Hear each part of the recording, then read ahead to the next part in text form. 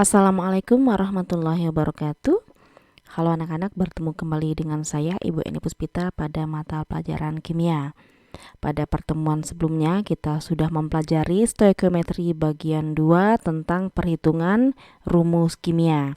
Nah, pada hari ini kita akan mempelajari stoikiometri bagian 3 tentang perhitungan reaksi kimia.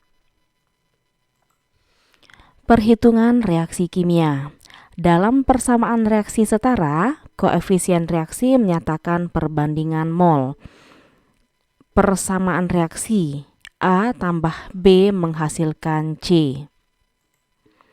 Maka mol A dapat dicari dengan rumus koefisien A dibagi koefisien B dikali mol B. Atau bisa juga mol A sama dengan koefisien A dibagi koefisien C dikali mol C. Jadi untuk menentukan unsur atau senyawa mana yang akan kita gunakan, B atau C, maka kita lihat apa yang diketahui dari soal. Contoh soal 1. Untuk membuat senyawa MgSO4, padatan MgO direaksikan dengan asam sulfat seperti reaksi MgO tambah H2SO4 menghasilkan MgSO4 tambah H2O. Berapa gram MgO yang diperlukan untuk membuat 30 gram MgSO4 tersebut? Diketahui ARMG sama dengan 24, S sama dengan 32, dan O sama dengan 16. Jawab. Pertama, kita buat terlebih dahulu persamaan reaksi kimianya. MgO tambah H2SO4 menghasilkan MgSO4 tambah H2O. Kemudian kita tuliskan yang ditanyakan ataupun yang diketahui dari soal.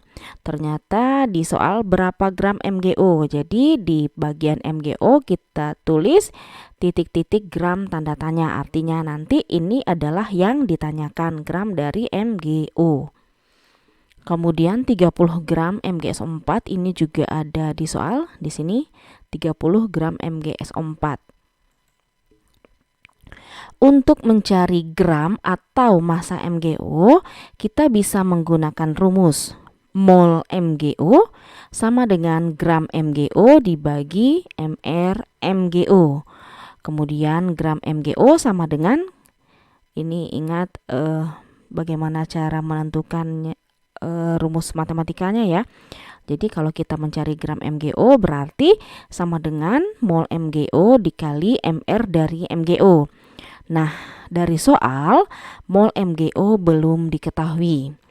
Pada pertemuan sebelumnya kita sudah tahu, ataupun di awal penjelasan tadi Ibu sudah menjelaskan bahwa perbandingan koefisien itu sama dengan perbandingan mol.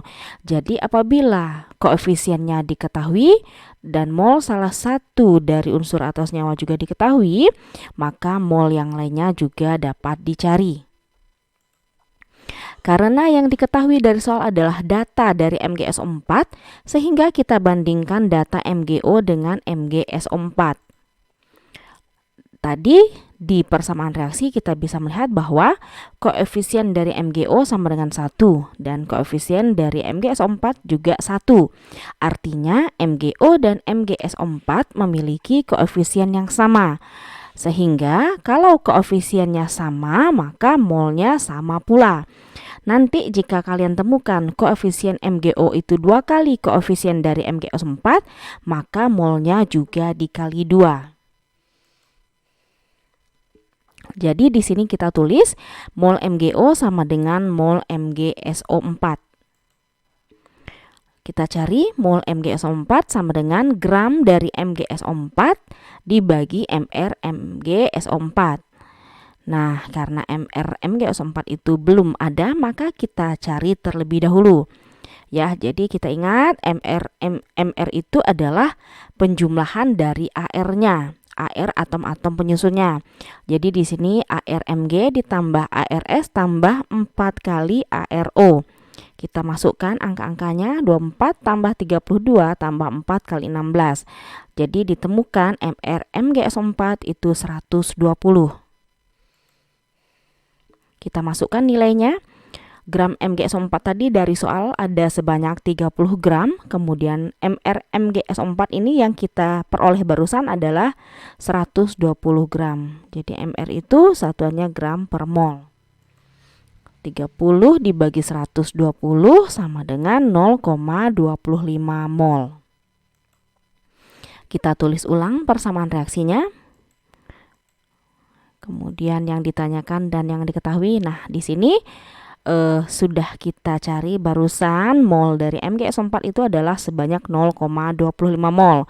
Sehingga karena koefisiennya sama, molnya juga sama. Mol MgO juga 0,25 mol.